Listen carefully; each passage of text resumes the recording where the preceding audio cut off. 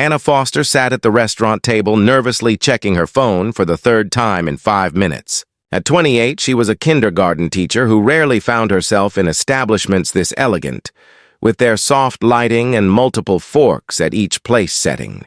Her best friend Rachel had convinced her to fill in as an emergency babysitter tonight, bringing little Emma to what Rachel claimed was just a casual family dinner. Anna had agreed because Rachel had helped her countless times, and watching Emma was always a pleasure. What Rachel had failed to mention was that this family dinner was actually a blind date Rachel's brother had arranged at an upscale restaurant. Rachel had come down with the flu at the last minute and had begged Anna to bring Emma to the restaurant and explain the situation to the man waiting there. Anna had reluctantly agreed, though she felt awkward about the whole arrangement. She sat with 4-year-old Emma coloring on a kid's menu, waiting for Rachel's date to arrive so she could apologize and explain.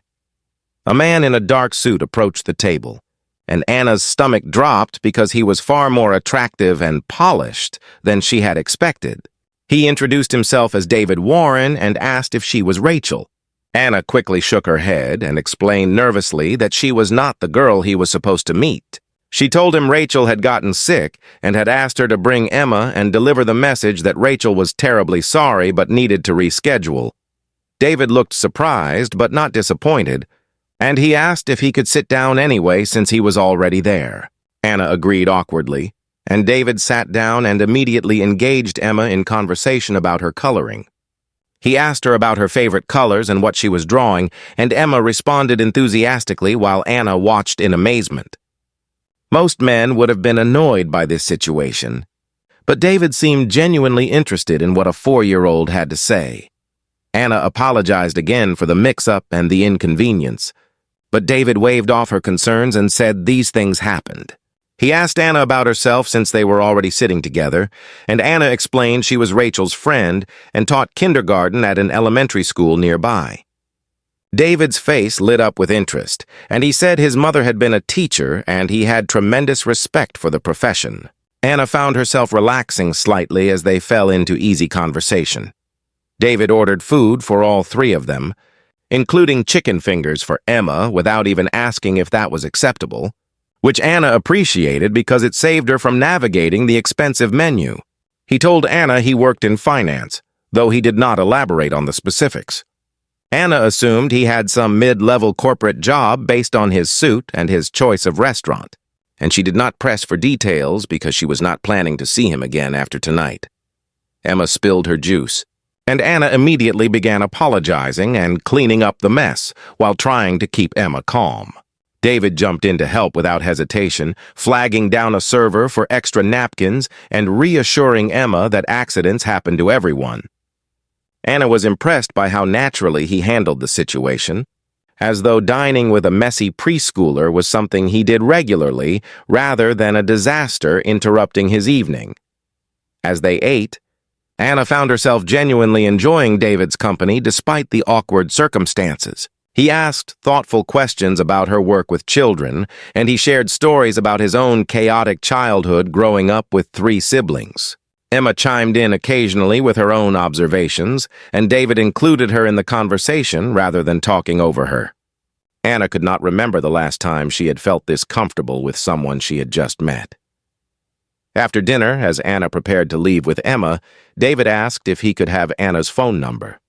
Anna hesitated and reminded him that he was supposed to be dating Rachel, her friend. David smiled and said he would call Rachel to apologize and explain that he did not think they would be a good match. He admitted he would like to take Anna out properly if she was interested, without the emergency babysitting situation. Anna felt her face grow warm, but she found herself giving him her number.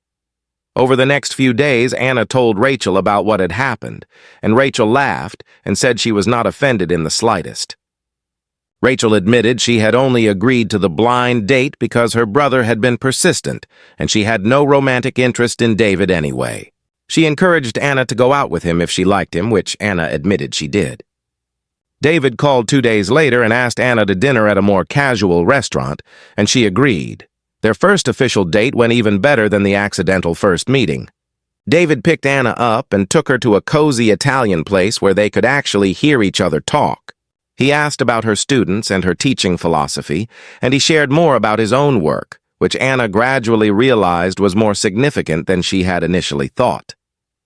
David was actually a CEO of a mid-sized investment firm, but he downplayed his success in a way that made Anna comfortable rather than intimidated. Over the following months, David and Anna's relationship deepened naturally and honestly. David made sure to include Emma in some of their outings because he understood Anna's close relationship with Rachel's family.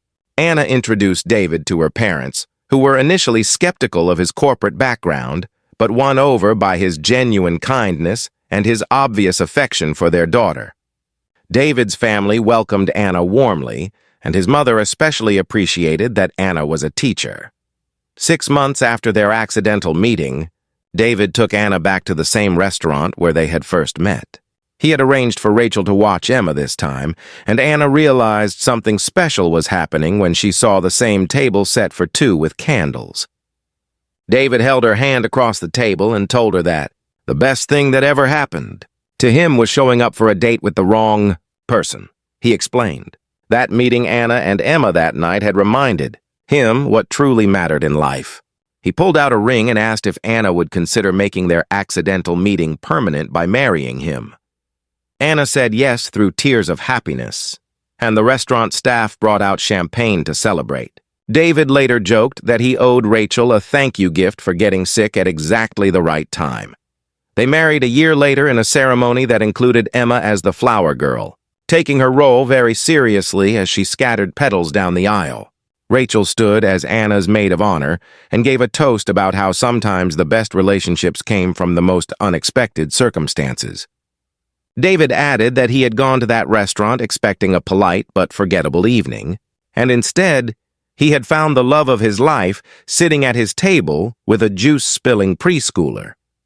Anna simply said she had learned to trust that life worked out the way it was supposed to, even when plans went sideways. She had gone to that restaurant planning to deliver a message and leave, and instead she had stayed and found her future. Their story became a favorite among their friends and family, a reminder that sometimes wrong turns led to exactly the right destination. Years later, they would return to that restaurant on their anniversary and bring Emma, who was now older but still remembered the night she had been there when her aunt's friend met the nice man who became her honorary uncle. They would sit at the same table and remember how a case of the flu and an awkward favor had changed 3 lives completely. David and Anna would smile at each other across the candlelight, still grateful for the mix-up that had brought them together. Their relationship proved that the best connections often happened when you least expected them.